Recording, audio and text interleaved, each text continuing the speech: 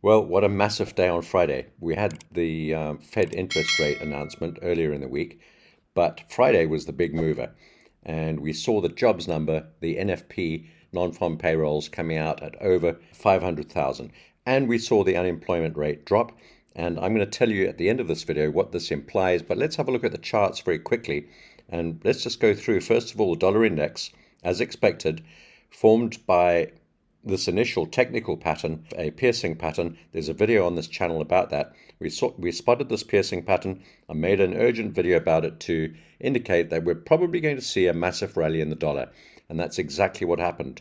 The piercing pattern formed, a big dip down, piercing pattern formation, and then a massive rally after the jobs number on Friday. So we saw the dollar increase dramatically. We saw the 2-year bond rate increasing by the biggest since September the 13th of 2022. We went up from roughly a low of around about 4 to about 4.3, and that all took place in a number of hours on Friday after the jobs number. So we've gone from an expected, I suppose, kind of like an anticipated rate towards the end of 2 years, from 4 to 4.3%, meaning that interest rates are now back in fashion, and we can expect possibly that we're going to see more hikes for longer from the Fed.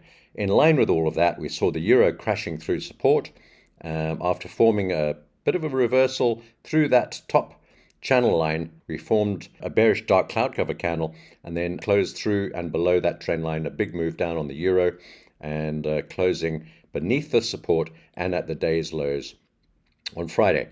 And we've seen dollar strength and weakness all over the show. If we have a look at gold, collapsed by around about 5%.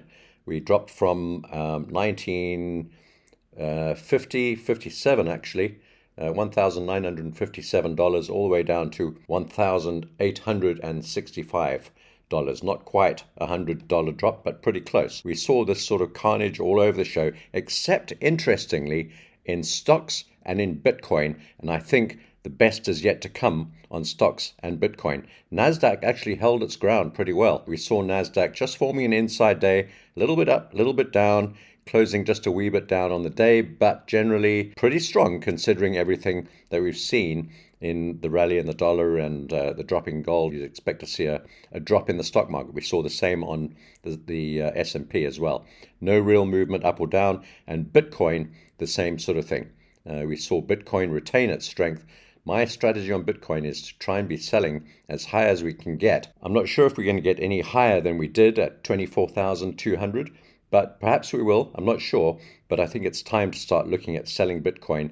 And I think the dollar will continue to strengthen and Bitcoin and stocks will begin to fall. I think we'll see some further weakness in gold. Let's have a look at the overall scenario, what I expect to happen in days to come. And I've just made a little list of this on my email to myself, so I'm going to read through my comments on the email. First of all, we saw, these are my comments written on my email to myself, jobs up by 500,000, massive over expectations, much higher than the previous numbers, really just a huge number. There is various reasons for this, and that includes people potentially taking second jobs because of inflation. So it's not necessarily a good thing. Prices are rising, people are struggling to pay for groceries and their bills, and some people might be taking up second jobs or part-time jobs in addition to what they've got. So it could be a sign of weakness in the economy rather than strength. We saw the wages go up slightly. We saw the unemployment rate dropping slightly. And all of those things are not really very good news when it comes to expectations regarding the Fed slowing down or stopping or reducing the rise of interest rates. They've vowed to keep rising interest rates until the job is done. Those are the very words of Jerome Powell, until the job is done.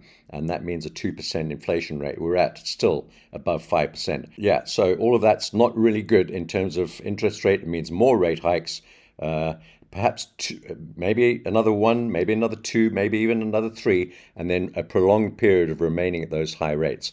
That means a stronger dollar, quite frankly. So we saw the 2-year bond rising dramatically.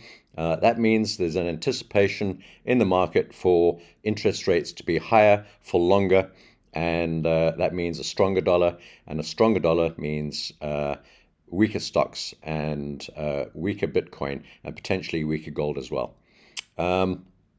We've also got increasing geopolitical risks, which we've got China, we've got Russia, we've got Ukraine, we've got North Korea, all of that sort of thing, all looking a little bit shaky at the moment. And to be frank, people will probably migrate into gold, but they'll also migrate into dollar assets or dollar just plain currency as a risk mitigation. So we've got all that giving the dollar strength and potentially gold to some extent as well. But if we see a stronger dollar, that's going to put pressure on the price of gold.